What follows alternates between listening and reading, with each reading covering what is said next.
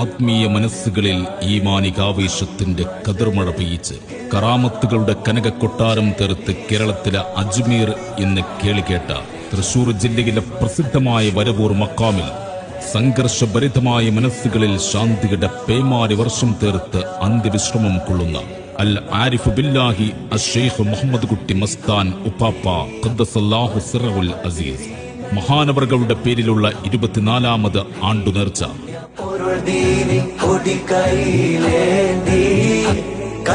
ജനുവരി 24, 25, 26 എന്നീ ദിവസങ്ങളിൽ ഭക്തി നിർഭരമായി നടത്തപ്പെടുകയാണ്.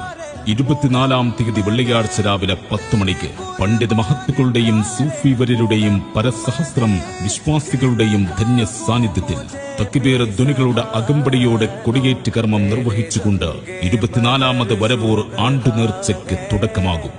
മുഴുവൻ വിശ്വാസി സഹോദരി സഹോദരന്മാരെയും ഹൃദയം തൊട്ട് സ്വാഗതം ചെയ്യുന്നു.